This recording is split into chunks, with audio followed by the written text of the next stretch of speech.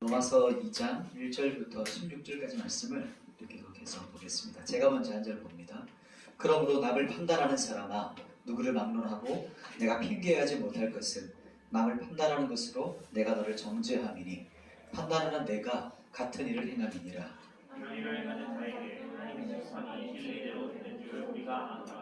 이런 일을 행하는 자를 판단하고도 같은 일을 행하는 사람아, 내가 하나님의 심판을 피할 줄로 생각하느냐? 혹 내가 하나님의 인자하심이 너를 인도하여 되게 아니하심을 알지 못하여 그 인자하심과 용납하심과 이 참으심이 풍성함을 멸시하느냐.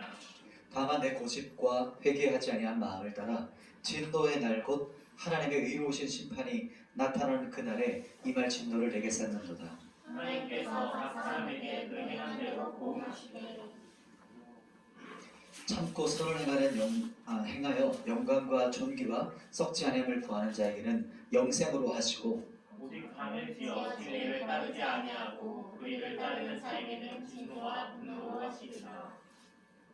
악을 행하는 각 사람의 영에는 환난과 공고가 있으리니 먼저는 유대인에게요 그리고 헬라인에게며 선을 행하는 각 사람에게는 영광과 존귀와 평강이 있으리니 먼저는 유대인에게요 그리고 헬라인에게라.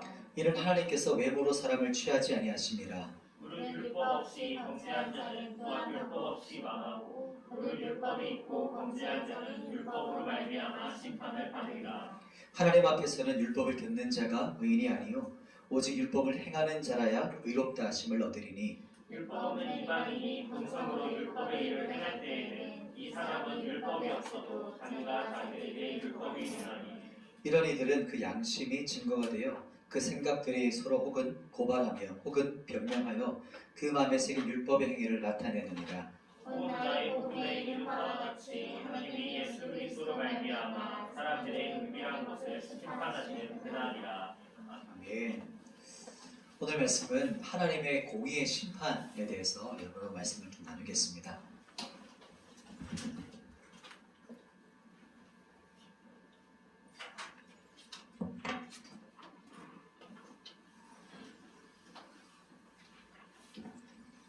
오늘 말씀을 이제 로마서 말씀을 지금 계속해서 나누고 있는데, 특히나 지난주부터는 이렇게 죄에 대한 말씀을 계속하고 있어요. 그래서 두 가지 제안에서 이 두 가지 마음이 공존하고 있어요. 한 가지는 죄에 대해서 나눌 때 너무 무겁게 나누면, 그래서 들은 거예요. 너무 무겁게 죄에 대해서 막 강하게 얘기하면 믿음이 약한 지체가, 믿음이 약한 청년 같은 경우는 막 정죄를 당할 수 있고 막 마음에 들겠다 이런 마음이 들어요. 정죄감이 들고, 그래서 오히려 아예 말씀 듣는 기가 닫혀버려가지고 낙심하지 않을까. 나는 진짜 죄인이구나. 이것에 절망하는 사람이 되지 않을까. 한 가지 그런 생각이 들었고, 또 반대편의 생각도 있어요. 이제 말씀을 나눌 때 죄에 대해서 좀 너무 가볍게, 제가 너무 가볍고 그냥 훅 지나가면서 말씀을 죄에 대해서 말씀을 나누면 혹시나 하나님을 만난 적이 없어요. 거듭난 적도 없어요. 예수님 누군지 몰라요. 교회는 다니지만 그런 사람인데도 불구하고 괜찮네. 뭐 이 정도 괜찮아. 이렇게 우습게 넘기지 않을까. 죄에 대해서, 복음에 대해서. 이 두 가지가 제가 막 계속 이 로마서를 말씀을 이제 3장까지가 죄에 대한 말씀이거든요. 그래서 이 두 가지가 막 공존해요. 그래서 어떨 때는 좀 가볍게 나누면 좋지 않을까? 이런 마음도 있다가도, 그러나 말씀 받은 자로서 말씀을 그대로 잘 전해야 하는데 또 무겁게 전하더니 혹시나 낙심하지 않을까? 우리 청년들 같은 경우에 그런 생각이 있어요. 그래서 조금 진지한 내용이거든요. 그래서 로마서 말씀이 앞부분이 죄에 대한 하나님의 심판에 대한 내용이에요. 그래서 들으실 때 이 두 쪽에 있는 사람은 제가 염려에 있는 것처럼 그렇게 반응하지 않으면 좋겠어요. 교회 그냥 다니는 사람 있죠? 믿음 없어요. 그냥 교회 뭐 다닌다. 그런 사람에게는 이 죄가 여러분의 마음을 완전히 강타했으면 좋겠어요. 찔러 들어갔으면 좋겠어요. 또 믿음이 있는데 연약해요.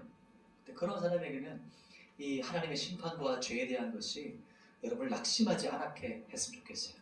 우리가 이것을 통해 소망을 품었으면 좋겠다. 그런 마음이 두 가지가 이게 뭔가 이 두 가지 좀 극단적인 공명하는데 같이 가고 있어요. 말씀 같이 한번 나눌게요.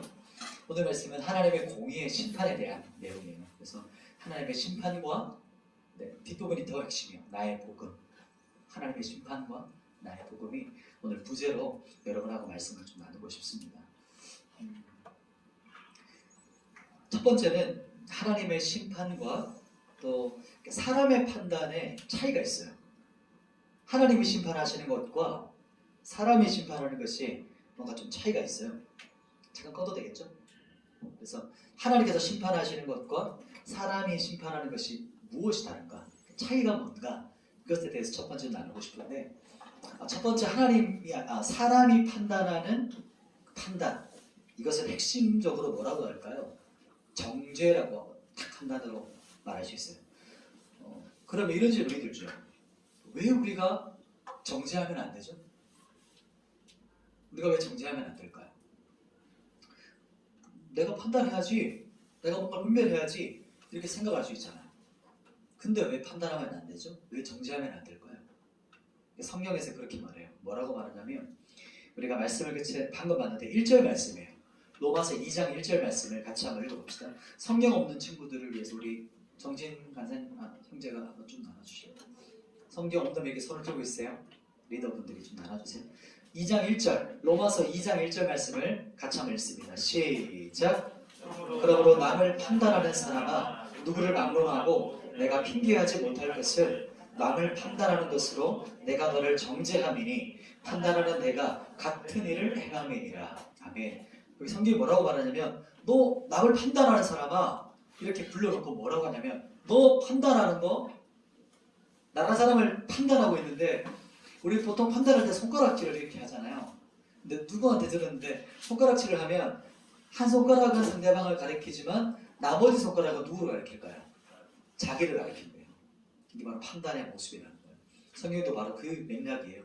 네가 판단하지? 그런데 네가 판단하는 그 손가락질로 너를 지금 판단하고 있어. 왜냐하면 네가 판단하고 네가 정죄하는 그 일을 네가 똑같이 행하고 있어.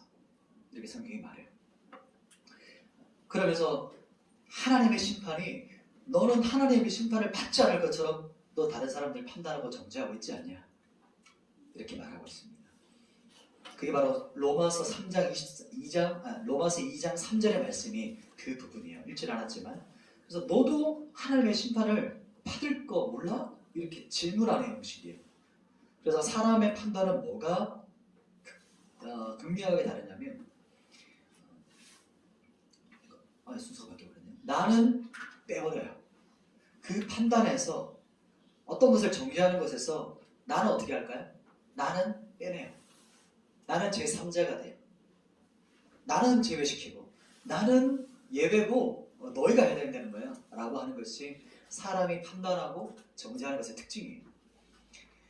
그러나 주님의 진노의 날에 하나님의 진노를 차곡차곡 지금 쌓고 있는 거 너 알고 있어? 이렇게 성경 로마서에서 말하고 있어요. 이 본문은요, 로마서 2장 딱 오늘 시작됐잖아요. 한번 그때 했던 비유 기억나는지 모르겠어요. 로마서가 유대인들 그리스도인, 유대인 그리스도인과 헬라파 그리스도인, 이방인 그리스도인을 향해서 한다고 했죠. 지금 2장부터는 유대파 그리스도인을 향해서 하나님의 심판을 말하고 있어요. 1장 끝까지에서는 유대인 그리스도, 이거를 어떻게 적용하냐면, 교회에서 오랫동안 교회 다녔다 그리스도인으로 보면 돼요. 그리스도인. 어찌 보면 그리스도인 교회 문화에 익숙한 사람이 바로 로마서 2장 말씀에 훨씬 더 적용이 돼요. 이렇게 부르지. 그리스도인들아, 이렇게 부르는 거예요. 네가 남은 판단하지만 신앙생활 잘하지 않는 것처럼 보이고 그냥 마음껏 왔다 갔다 하는 사람들은 모이는 사람들을 향해서 네가 말하지 않으면서도 판단하고 정죄하지. 그러나 너도 똑같은 것을 하고 있어. 이렇게 말하고 있어요. 사람의 판단의 특징은 자기 자신을 제외시켜요. 그 판단, 그 정죄, 그 심판에서 나만은 예외라는 거. 그래서 교만을 넘어가서 이제 오만함까지 나가게 돼요. 그러면 두 번째 나왔죠. 하나님의 심판은 뭐가 다를까? 그것은 우리 성경 말씀이 나오는데요.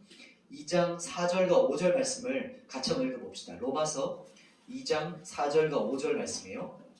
다 찾았나요? 성경을 보는 게 진짜 중요해요. 성경이 진짜 그러한가 보셔야 돼요. 제가 앞에서 아무리 목사님이라도 목사님이 진짜 제대로 얘기하고 있나 거짓말하고 있지 않나 잘 분별하시면서 들어야 돼요. 4절과 5절 말씀에 그 부분을 같이 한번 읽어봅시다. 시작. 혹 내가 하나님의 인자하심이 너를 인도하여 회개하게 하심을 알지 못하여 그 인자하심과 용납하심과 이 참으심이 풍성함을 멸시하느냐. 다만 내 고집과 회개하지 아니한 마음을 따라 진노의 날 곧 하나님의 의로우신 심판이 나타나는 그날에 임할 진노를 내게 쌓는도다. 아멘. 이렇게 말하죠, 그죠? 하나님의 진노가 지금 우리 머리 위에 차곡차곡 쌓여져 간다. 이렇게 성경이 말해요. 그런데 하나님께서 하시는 심판이 좀 달라요. 하나님의 심판과 판단은 뭐가 다를까요? 뭐가 다를까요?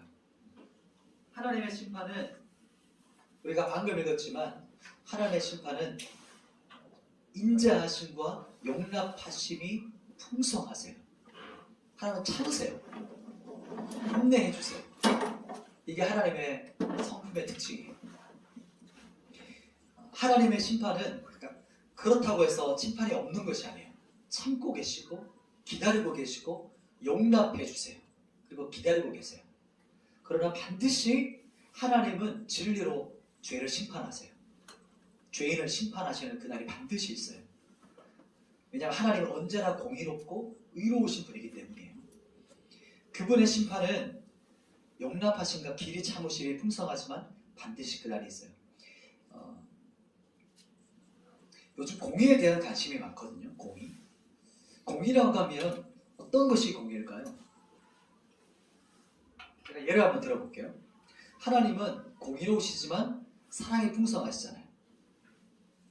예를 들어서 저희 가족이 있어요. 저희 가족. 근데 제가 어디 출장 갔다 온 사이에 저희 집에 강도가 든 거예요.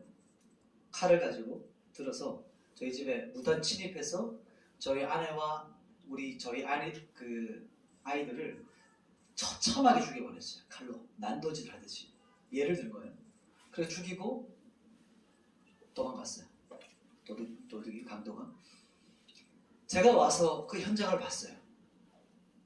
처참하게 살인되어진 현장을. 그럼 제 마음이 어떨까요? 어떤 느낌이 들까요? 그런데 그 강도가 흔적을 다 남겨놨어요. 발자국부터 시작해서 그 사람이 했던 혈흔부터 시작해서 지문 이런 걸 다 남겨놨어요. 현장에 범인이 누군지가 정확하게 드러나고 있어요. 그래서 얼마 지나서 그 강도가 잡혔어요. 그래서 당연히 재판장에 들어가겠죠. 그죠? 재판을 했어요. 재판장에 내어서 그 재판장이 그 강도가 앞에 있고 제가 이제 이쪽에 서 있겠죠. 피고인과 원고석이. 그런데 이 재판장이 마지막 결판을 내는데 뭐라고 하죠? 이거? 판결을 내는데 이렇게 판결해요. 나는 은혜롭고 자비로운 재판장이기 때문에 이 사람이 비록 살해를 했고 강도짓을 했지만 저는 이 사람을 용서하기로 판결합니다. 땅 어떻게 될까요? 가만히 있을까요? 사람들이 정말 좋은 재판장이라고 할까요? 정말 은혜가 풍성하군요. 정말 그런 성품을 가지고 있을 수 있습니까? 이렇게 할까요? 당장에 제가 가만히 있지 않겠죠.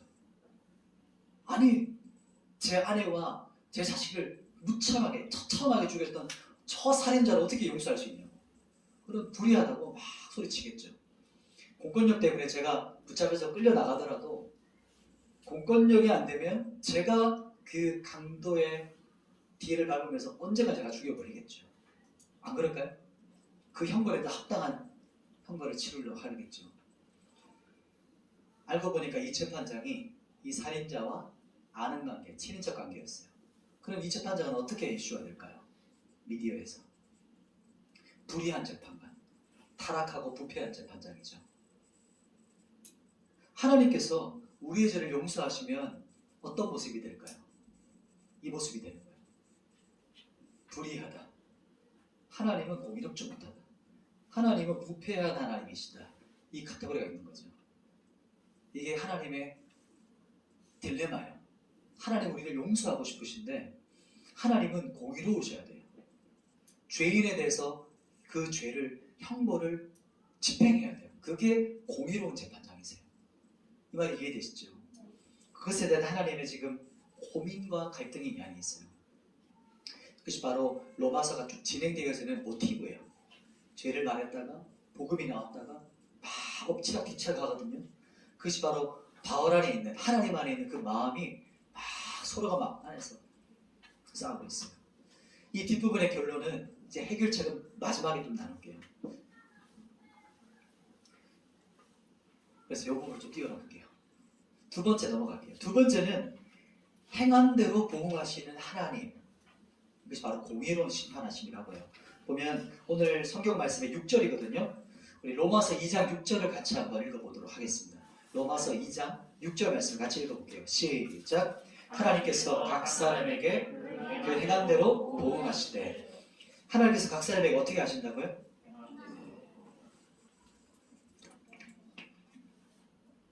행한 대로 보응하신다. 즉 형벌을 그 죄에 합당한 형벌을 내리신다 이런 뜻입니다. 하나님께서는 각 사람에게 보응하시는데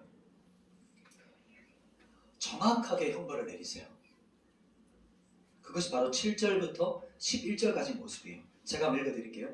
하나님께서 어떤 모습인가, 그 형벌은 어떤 것인가 읽어드리겠습니다. 7절부터 11절까지 한번 눈으로 따라와 보세요. 참고 선을 행하여 영광과 존귀와 썩지 않음을 구하는 자에게는 영생으로 하시고 오직 당을 지어 진리를 따르지 아니하고 불의를 따르는 자에게는 진노와 분노로 하시리라. 악을 행하는 각 사람의 영에는 환난과 곤고가 있으리니 먼저는 유대인에게요 그리고 헬라인에게며 선을 행하는 각 사람에게는 영광과 존귀와 평강이 있으리니 먼저는 유대인에게요 그리고 헬라인에게라. 이는 하나님께서 외모로 사람을 취하지 아니하시니라. 아멘. 하나님은 내가 아는 관계라고 용서해주고 이런 거 없어요. 봐주고 이런 거 없어요. 뭐라고 말하냐면 하나님은 외모로 사람을 취하지 않는데요.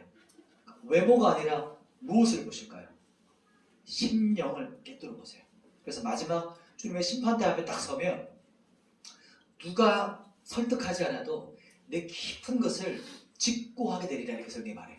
그냥 그대로 막 토해내게 된다는 거예요. 하나님 앞에서 내 모든 것들을, 내 삶의 모든 것들을 주님 앞에 토해내요.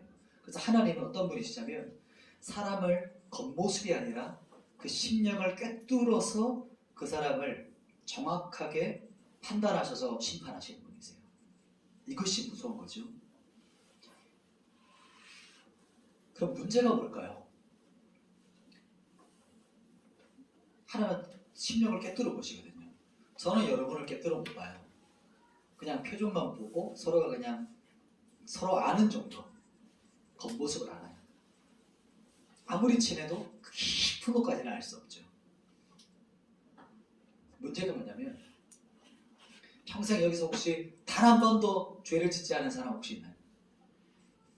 저는 죄를 짓지 않았습니다. 혹시 막 손을 두고 싶은 분 혹시 없으신가요? 저는 죄 뭐 지어준 내가 뭐 죽인 적도 없고 도둑질한 적도 없습니다. 근데 그 정도가 아니고 죄가 없다는 것은 이런 거예요. 생각으로도 악한 생각을 한 번도 해본 적이 없는 사람. 단 한 번도. 앞으로도 죽을 때까지. 그러면 이제 하나님 나라에 후입했습니다. 그런 사람이 없죠. 그래서 성경이 말하죠. 의인은 없나니 한 사람도 없다라고 말해요. 이게 무슨 말이냐면 지금 로마서 사도 바울이 이방인이나 유대인이나 지금 어디 아래 있다는 거예요. 지금 하나님의 심판의 진노 아래 그대로 있다. 지금 이렇게 말하고 있는 거죠. 누구도 선한 자다. 의인이라 말할 사람이 아무도 없다. 이렇게 말해요. 그것이 바로 로마서 3장 10절과 23절이라는 말이에요. 의인이 하나도 없다. 모든 죄를 범했다. 그래서 지금 하나님의 심판 앞에 지금 쏟아지기 직전이다. 이렇게 말을 합니다. 우리가 모를 뿐이에요. 이것이 바로 공의로운 하나님의 심판이에요. 공의롭다는 것은 이제 이해되셨죠? 그냥 공의로우셔야 돼요. 하나님은. 공의롭지 않은 하나님이 아니에요. 모든 사람이 하나님의 진노 아래에 있는데 그러면 이런 질문이 들 수 있어요. 항상 청년들하고 세련회관을 한 번씩 하면 꼭 이 질문을 하는 친구들이 있었어요. 뭐냐면 목사님 지금 이 로마서는 교회 다니는 사람, 즉 예수님 믿는 사람한테 한 말 아닙니까? 율법도 아는 사람들 아닙니까? 그러면 우리나라 조선시대 때 세종대왕이랑 그리고 또 이순신 장군 같은 분들은 복음을 들어보지도 않았는데 그분들은 어떻게 되는 겁니까? 이렇게 질문하거든요. 그래서 내가 대답하지 못할 거다 이런 표정을 가지고 항상 질문해요. 그걸 어떻게 할까요? 그 부분이 오늘 본문에 나오는 이야기예요. 본문에 봐봐요. 14절과 15절 나오거든요. 자, 로마서 2장 14절과 15절 말씀에 뭐라고 말하냐? 하나님 그렇게 그분들이 심판받으면 불공평하지 않습니까? 이것에 대한 대답이 14절 15절 같이 읽습니다. 시작. 율법 없는 이방인이 본성으로 율법을 이 사람은 율법이 없어도 자기가 자기에게 율법이 되나니 이런 이들은 그 양심이 증거가 되어 그 생각들이 서로 혹은 고발하며 혹은 변명하여 아멘. 세계는 율법의 행위를 나타내느니라. 아멘. 말이 조금 어려울 수 있는데 간단하고 쉬워요. 뭐냐면 율법을 몰라요. 율법 들은 적이 없는 사람이에요. 그러면 그 사람에게는 율법이 무엇이 율법입니까? 한마디로 무슨 율법이 어떤 것이 그 사람에게 율법이 될까요? 그 사람의 양심이에요. 양심. 하나님의 말씀을 들은 적이 없어요. 그러면 하나님이 그 사람에게 공의롭게 어떻게 심판하시냐면 그 사람이 인생을 살면서 얼마나 양심에 합당하게 살았느냐. 그렇게 해서 하나님께서 심판하신대요. 예수님의 복음을 듣지 못했던 세대들. 그런데 이게 쉽지가 않아요. 양심대로 살 수 있다? 거의 불가능한 일이에요. 그래서 우리가 복음을 전하고 하나님에 대해서 나누는 거예요. 이야기를 증거하는 겁니다. 그것이 바로 하나님의 공의로운 심판이시다라고 성경이 말해요. 우리 마지막 절인데요. 로마서 3장 16절 말씀을 같이 한번 읽어볼게요. 여기서 끝나면 참 무겁죠. 너무 무겁고 참담하고 무섭게 끝이 나지만 로마서 2장 16절 말씀을 같이 한번 읽어볼게요. 시작. 곧 나의 복음에 이른 바와 같이 하나님이 예수 그리스도로 말미암아 사람들의 은밀한 것을 심판하시는 그날이라. 아멘. 하나님이요 예수 그리스도로 말미암아 심판하시는 그날이 있어요. 심판하시는 그날이 있어요. 여러분 모두가 심판당해요. 둘 중에 하나예요. 내가 죽어서 심판을 당하거나 아니면 주님이 이 땅에 다시 오셔서 그날 마지막 날이 되거나 마라나타 그날이 되거나. 혹시 죽음을 거의 가까이 경험해 본 적 있는 사람 있어요? 거의 인생의 필름이 쫙 지나가 본 적 있는 사람? 저는 한 번이가 있었어요. 거의 죽기 직전에 했던 것 같아요. 물속에 꼬르륵 빠져들어가지고 아무도 구해주지 않은 상황에서 근데 그 몇 초 안 되는 인생이었는 이렇게 10대였지만 정말 그 말이 진짜였어요. 인생이 이렇게 필름처럼 한 컷씩 지나가는 데가 한 컷씩 지나가면서 이렇게 쑥 와닿아서 그 현장을 이렇게 비디오를 보여주는 거죠. 보여주고 넘어가고 그 몇 초가 몇십 분이 넘는 것 같은 시간이었어요. 죽음이 먼 것 같죠. 우리 세대는 죽음에 대해서 잘 생각 못 하잖아요. 우리 청년들 같은 경우는. 여러분 안 죽을 것 같죠? 우리 다 죽어요. 우리 인생의 제일 큰 문제예요.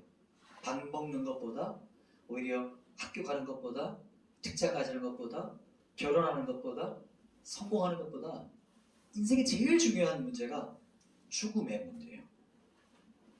다 죽을 거거든요. 누가 먼저 죽고 누가 나중에 죽느냐의 문제예요. 그리고 죽는 것은 순서가 없어요. 저보다 이 중에 먼저 가야 될 사람도 있어요. 이 말이 맞아할지 모르겠어요. 죽음이라는 거. 그러니까 죽음을 항상 생각해야 돼요. 죽음을 항상 생각해야 된다는 말은 우울하게 지내라 이런 뜻이 아니고 내가 인생의 끝 앞에 섰을 때 내가 인생 그래도 열심히 살았다 이 말 할 수 있느냐는 거예요. 그냥 허비하지 않는다. 의미 있는 인생을 살았느냐. 그게 참 중요하거든요. 또 성경은 그걸 얘기해요.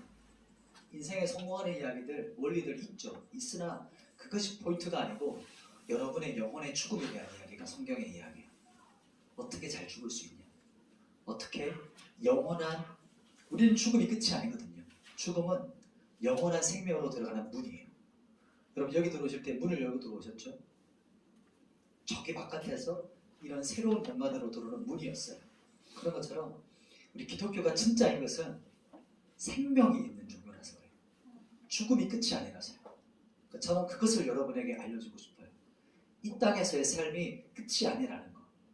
이 땅의 삶의 끝은 죽음으로 끝인데 우리는 죽음으로부터 시작되는 것이 기독교예요. 예수 그리스도가 죽음으로 부활을 시작하셨어요. 그리고 지금 내 안에 계세요. 지금 예수님이 내 옆에 계세요.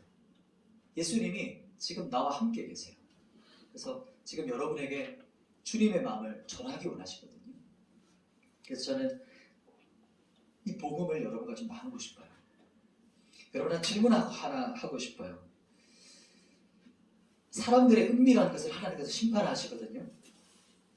깊고 은밀한 것들을 심판하시는 그날에 여러분들을 붙잡아 줄 수 있는 것이 있을까요? 유일한 소망이 될 수 있는 게 있을까요? 좀 무섭죠? 제가 이제 오늘이 딱 여러분과 만나는 3달째 되는 날이에요. 3개월째 되는 날.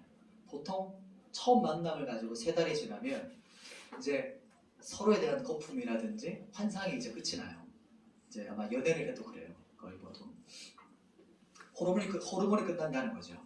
그래 예성교제 할 때. 이제 저의 실체 그리고 여러분의 실체가 이제 맞닥뜨리는 시간이 시작돼요. 지금부터. 내 안에 있는 것, 여러분에게 나눌 수 있는 것이 무엇이 있을까? 그리고 여러분은 이제 우리가 서로 좋고 좋은 나이스한 관계가 아니라 어떤 것이 진짜일까? 그래서 서로 스킨십 해갔으면 좋겠어요. 저희가 여러분에게 좀 깊게 질문 드리고 싶은 거는 여러분 심판받는 그날에 각자가 심판받거든요. 이렇게 청년부 같이 심판받는 게 아니고 밑에 나오세요. 이렇게 하나님께 불러내세요. 그리고 그 심판대 앞에 서서 우리는 예수 그리스도를 믿는 자는 심판이기보다 오히려 면류관의 그 뭐라고 하죠? 올림픽의 시상대라고 볼 수 있어요. 우리는 달라요. 베마라고 해요. 믿지 않는 자들은 심판대인데 우리는 똑같이 번역했지만 그 똑같은 번역의 심판대가 베마라고 하는 시상식을 받는 그 자리예요. 그럼 여러분 하나님의 공의로운 심판 앞에서 여러분을 붙잡아 줄 수 있는 것, 여러분이 붙들 만한 게 어떤 것이 있나요? 이 마지막 얘기를 좀 하기 전에 한 가지 예화를 하나 여러분하고 나누고 싶어요. 참 이 예화가 제 마음에 새겨져 있는 예화예요. 누군가 만들어낸 예화입니다. 한 공군의 행사가 있었어요. 비행기가 새롭게 출시되는 행사였어요. 새로운 어떤 기종의 비행기가. 그래서 그 비행기가 활주로 있죠. 엄청 공군인 사람 있어요 여기? 공군 있었던 것 같은데? 아 여기는 없나? 그때 만났을 때 너무 공군이 했는데 기억이 안 나네. 공군이 이제 그 행사를 준비하기 위해서 새 비행기를 쫙 해놓고 활주로에다가 땅에다가 이제 목 같은 거 해가지고 새 비행기를 밧줄로 다 묶어 놓은 거예요. 움직이지 않도록. 이제 새 비행기이기 때문에 엄청 높은 지위에 있는 사람들까지 다 온 거야. 그 행사에 와서 이제 행사를 진행하는데 갑자기 돌풍이 분 거죠. 토네이도가. 그래서 비행기가 갑자기 어떻게 됐을까요? 바람을 타고 올라가기 시작하니까 막 흔들리잖아요. 밧줄이 끊어지려고 하는 거예요. 그래서 무의식적으로 이 병사들이 다 달려든 거예요. 밧줄을 붙잡으려고. 끊어지지 않게. 밧줄을 다 붙잡았어요. 근데 그게 안 되겠죠. 그래서 바람 때문에 비행기가 그대로 뜹니다. 올라갔어요. 그 밧줄이 탁탁탁탁탁탁 막 다 떨어져 나가는 거예요. 그때 병사들이 다들 그냥 밧줄을 붙잡았어요. 힘을 막 붙잡았는데 어떻게 했냐면 비행기가 계속 뜨고 병사들은 밧줄 닿아서 막 올라가는 거예요. 하늘로. 도저히 안 되는 사람은 뚝뚝 떨어지게 하는 거예요. 몇 미터 올라갔더니 떨어지고 1m, 2m, 3m 떨어지면서 5m, 10m 떨어집니다. 사람들이 떨어지면서 엄청나게 부상을 당했죠. 사람들이 완전 아수라장이 됐어요. 그 현장이. 그런데 나중에 보니까 엄청나게 올라갔는데도 불구하고 한 사람이 아직까지 밧줄에 매달려 있는 거예요. 한 사람이. 사람들이 아수라장이 됐다가 그 한 사람을 보고 다들 막 경악을 금치 못하는 거예요. 상상이 되죠. 그 사람이 떨어지면 어떻게 될지가 막 눈앞에 보이니까 사람들이 비명을 지르고 난리가 났어요. 쭉 올라갔는데 어느덧 이제 돌풍이 마치고 이제 만들어낸 이야기를 했죠. 돌풍이 비행기를 올라갔다가 참 신기하게도 그대로 비행기가 싹 이렇게 탁 안착했어요. 끝까지 올라갔다는 그 사람은 어떻게 됐을까요? 그 사람이 안전하게 비행기에서 내리는 거예요. 어떻게 이런 일이 있었을까요? 그래서 그 인터뷰 기자가 그 사람을 나중에 인터뷰했다는 거예요. 어떻게 수십 미터를 올라갔다가 내려왔는데 당신은 안 다칠 수 있었냐고 질문을 했어요. 뭐라고 인터뷰하고 대답했을까요? 이 사람이 이렇게 대답해요. 저도 무의식적으로 밧줄을 잡았습니다. 그런데 순간 내 힘으로 이 밧줄을 잡을 수 없다, 버티지 못하겠다는 생각이 문득 듣고 나서 어떻게 했냐면 제가 잡은 밧줄로 저를 감기 시작했습니다. 그래서 그 밧줄이 나를 지켜줄 거라고 저는 믿었고 확신해서 그 밧줄로 나를 묶었습니다. 그래서 제가 무사하게 땅에 안착할 수 있었습니다. 이렇게 인터뷰를 했어요. 여러분이 가지고 있는 믿음이 여러분을 지켜줄 수 있을까요? 이 세상 토네이도 같이 막 세상에 풍파가 몰려와요. 어려움과 고난이 있어요. 그럴 때 여러분이 가지고 있는 믿음이 여러분을 지켜줄 수 있을까요? 어떻게 생각해요? 절대 불가능해요. 내 힘으로는 절대 안 돼요. 내 힘으로는. 처음에는 버텨보려고 하겠죠. 막 힘을 내려고 하겠죠. 정도의 차이예요. 1m 떨어지냐, 5m 떨어지냐, 10m 떨어지냐. 오히려 더 잘 버티는 사람들, 인내가 막 완전 그런 그냥 성품 자체가 인내야. 근데 하나님 주신 힘이 아니야. 그냥 그렇게 태어난 사람들 같은 경우는 어떻게 될까요? 나중에 훨씬 더 크게 나가 떨어지겠죠. 훨씬 더 실망하겠죠. 목사님 그럼 어떻게 합니까? 어떻게 세상에서 버텨야 되란 말이죠? 여러분을 복음으로 묶으셔야 돼요. 내가 복음을 붙잡는 게 아니고 밧줄, 내가 붙잡고 있는 밧줄 있죠? 그래 내가 열심히 믿어야지, 내가 예수님 믿어야지. 그게 아니고요, 밧줄 대신 예수님이 여러분을 묶으셔야 돼요. 여러분이 묶이셔야 돼요. 그래서 여러분을 예수님께 맡기셔야 돼요. 이게 다른 겁니다. 예수 그리스도가 나를 묶으실 때, 나를 휘감으실 때 내가 세상 가운데 이겨내는 사람이 돼요. 승리하는 사람이 돼요. 내 힘으로 하려고 하면 반드시 넘어져요. 그게 계속 반복이에요. 그러다 어떻게 되냐면 나중에는 완전히 그냥 좌절해서 그냥 기독교 자체, 예수님의 자체, 믿음 자체에 대한 회의가 일어나요. 다 똑같은 거고 거짓말인데 자기 의지 아니냐, 그건 인간 승리 아니냐고, 자기 주문 아니냐 이렇게 돼요. 그러나 복음에 묶인 사람, 하나님의 손에 붙잡힌 사람은 그게 뭔지 알아요.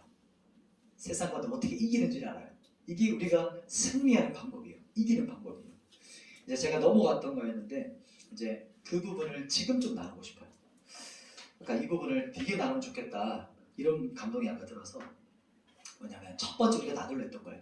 하나님의 판단이 뭐가 다를까요? 하나님의 심판이 뭐가 다를까요? 그것은요, 결정적으로 하나님은 그 정죄에서 자기를 어떻게 하실까요? 포함시키세요. 포함 정도가 아니고 하나님은 그 정죄를 자기 자신이 담당하세요. 그 죄를 담당하시는 분이세요. 그 말씀이 어디 나오냐면 이사야서 말씀이거든요. 이사야서 말씀 한번 찾아볼까요? 자, 성경을 한번 찾아봅시다. 주님이 어떤 죄를 담당하셨는가? 이제 마지막 부분입니다. 이사야서 53장. 53장은 구약이 있어요. 구약 성경 1034페이지 있어요. 자, 우리 이사야서 53장 6절이죠. 6절. 다 찾으셨나요? 자, 이사야서 53장 6절 그리고 11절 두 절 말씀이에요. 같이 한번 읽어봅니다. 6절 시작. 우리는 다 양 같아서 그릇 행하여 각기 제 길로 갔거늘 여호와께서는 우리 모두의 죄악을 그에게 담당시키셨도다. 아멘. 쭉 내려가서 11절 같이 읽습니다. 시작. 그가 자기 영혼에 수고한 것을 보고 만족하게 여길 것이라. 나의 의로운 종이 자기 지식으로 많은 사람을 의롭게 하며 또 그들의 죄악을 친히 담당하리로다. 아멘. 이분이 누구시죠? 이 어린 양 되신 분이 누구시죠? 예수 그리스도세요. 하나님이 우리를 공의롭게 판단하시기 위해서 내가 너를 심판할 거야. 내가 너를 정죄할 거야. 라고 공의롭게 판단하시고 나서 그분은 아까 말했죠. 이 공의와 사랑의 딜레마 가운데 있다고 하셨잖아요. 이 두 가지가 충족되게 했던 것이 있어요. 하나님은 공의롭게 심판하시고 그 죄인을 향해서 형벌을 내리셨어요. 너는 사형이야 라고 심판하셨는데 그 사형을 누가 당하셨냐면 자기가 직접 오셔서 그 죄를 담당하신 분이세요. 내가 당할 거야. 내가 공의롭게 심판할 건데 그 공의를 내가 짊어질 거야 라고 하셨어요. 예수 그리스도께서 이 땅에 왜 오셨을까요? 왜 육신이 돼서 사람이 되셨냐면 하나님은 죽을 수 없기 때문에 죽기 위해서 인간이 되셨어요. 인간의 죄는 인간이 감당해야 되죠. 개가 잘못했으면 개값을 치러야죠. 동물 형제가 잘못했으면 동물 형제가 죄값을 치러야죠. 민트 형제가 내가 미안해 아무 소용없죠. 인간의 죄를 담당하기 위해서 예수님께서 이 땅에 오셨어요. 이게 무슨 말이냐면 개방나니 같은 자식이 있어요. 사고로 쳤어. 폭행하고 막 엄청난 짓을 저질렀어요. 그런데 어떻게 하냐면 자기가 죄를 저질렀는데도 불구하고 고집 오만 거만을 떨면서 막 버티겨요. 그럼 누가 이제 나올까요? 그 자식의 부모가 오히려 상대방한테 가서 어떻게 할까요? 무릎을 꿇고 용서를 빌고 조아리고 온갖 수치와 욕과 모욕을 담당하겠죠. 그 모습을 한번 상상해 보세요. 그리고 그 부모님은 그 온갖 수치를 지금 한 번 당했는데도 용서 안 해주죠? 그럼 언제까지 그걸 할까요? 용서를 받을 때까지 수십 번, 수천 번이라도 하고 싶은 의향이 있으신 분이 부모님이세요. 그게 하나님 아버지세요. 우리는 아무것도 몰라요. 죄가 어떤 심판을 받는지도 몰라요. 그게 얼마나 무거운 것인지 의식하지도 못하는데 그분은 이미 그것을 자신이 감당하시려고 예수 그리스도를 이 땅에 보내셔서 내가 짊어져야 되는 거. 그분은 하나도 죄가 없는데 불구하고 그분이 온갖 수치와 모욕과 모멸감과 그 모든 것들을 침뱉음을 당하시고 배신당하시고 죽으셨어요. 곱게 죽으셨나요? 아니죠. 자기 친구들에게 자기 제자들에게 배신당했고 내가 너를 구원하기 위해 왔는데 그 사람들이 오히려 자기 자신을 못 박아 죽으셨어요. 그게 주님이 당하셨던 죽임이셨어요. 어떻게 그러실 수 있었을까요? 어떻게 그렇게 죽임 당하실 수 있었을까요? 왜냐하면 지금 여러분의 영혼을 얻을 기쁨이 있으셨어요. 당신이 죽임을 담당하시면 그 길을 열어놓으셔가지고 내가 주님 앞에 나오기만 하면 달려가셔서 안으세요. 그게 탕자의 아버지세요. 내가 그냥 하나님 돌이키려고 마음만 먹었는데 하나님은 나를 향해 전력 질주해서 달려오세요. 나를 안아주시는 분이세요. 그러려고 미리부터 죽임을 당하신 거예요. 일찍이 죽임을 당하셨어요. 그게 십자가에서 일어난 일이에요. 그리고 우리는 알지도 못하는 그 복음을 우리는 죄에 뒹굴러 있을 때 주님은 그 모든 길을 열어놓으시고 그냥 나에게 와 이렇게 말씀하세요. 왜냐하면 그분은 온갖 수치를 담당하실 때 기쁨으로 하셨어요. 모욕당하시는데 기뻐하셨어요. 왜냐하면 여러분 한 영혼을 그 당신의 품에 얻을 생각이 그분의 영혼을 기쁨으로 가득 채우셨어요. 기쁨으로 십자가를 참으셨어요. 그게 히브리서의 말씀이에요. 그리고 금방 얘기했던 그분이 담당하셨다라는 이야기, 기쁨으로 하셨던 이야기. 그래서 그분은 공의와 사랑이 예수 그리스도의 십자가에서 충족이 되신 거예요. 하나님 만족하신 거예요. 그래서 반드시 죄의 문제가 있어야 돼요. 공의가 있어야 돼요. 그러나 공의만 있으면 복음이 아니죠. 하나님의 사랑이 함께 가는 거예요. 같이 균형이 가는 거예요. 그러니까 사랑의 의미가 있는 거예요. 용서해줄게 이렇게 해서 용서받은 게 아니고 그분이 얼마나 얼마나 고통스럽게 죽임 당하셨는지를 우리가 알려면 하나님이 얼마나 공의로우신 분인지를 알아야 되는 것이고, 그분이 어떻게 우리를 사랑하셨는지 알기 위해서 그분의 공의가 그분의 사랑을 증명해줘요. 나를 향한 사랑. 말씀을 정리하겠습니다. 오늘 3달 만에 제가 가장 진지한 모습으로 말씀 여러분에게 좀 나눈 것 같아요. 복음 앞에 서면 참 여러분도 그렇게 될 것 같아요. 여러분도 복음을 만나고 예수 그리스도를 경험하고 점점 만나면, 알아가면 그렇게 돼요. 첫 번째는 제가 나눴던 것은 하나님의 심판과 사람의 판단은 달라요. 사람은, 우리는 그래요. 다른 사람을 정죄하면서 내가 의로워진 사람처럼 느껴요. 내가 우월한 사람처럼 느껴요. 나는 예외시켜요. 그러나 똑같은 죄인이었어요. 50보 100보예요. 도토리 기적이에요. 그러나 하나님은, 하나님 판단은 공의로움에도 불구하고 그냥 판단하시고 정죄하셔도 되는데 그분은 거기서 멈추지 않으셨고 그 정죄와 심판을 자기 자신이 대가를 지불하시는 거예요. 그것이 하나님의 판단의 차이입니다. 그리고 행한 대로 보응하시는 하나님의 공의. 예. 마지막 여러분과 나눴던 것은 복음입니다. 여러분을 붙잡고 있는 것이 뭐죠? 내가 붙잡고 있는 게 아니고 여러분의 영혼을 붙잡고 있는 것이 무엇입니까? 지금 여러분 붙잡혀 계세요. 여러분 누구에게 붙잡혀 계세요? 여러분을 붙잡고 계신 분이 누구세요? 한번 생각해 보세요. 내 의지적으로 붙잡는 것을 넘어서야 돼요. 그게 뭐냐면 거듭나는 거예요. 다시 태어나는 거예요. 그래서 그 부분을 여러분하고 더 나누고 싶고, 계속해서 이 로마서를 묵상할 때 여러분 로마서를 계속해서 읽으세요.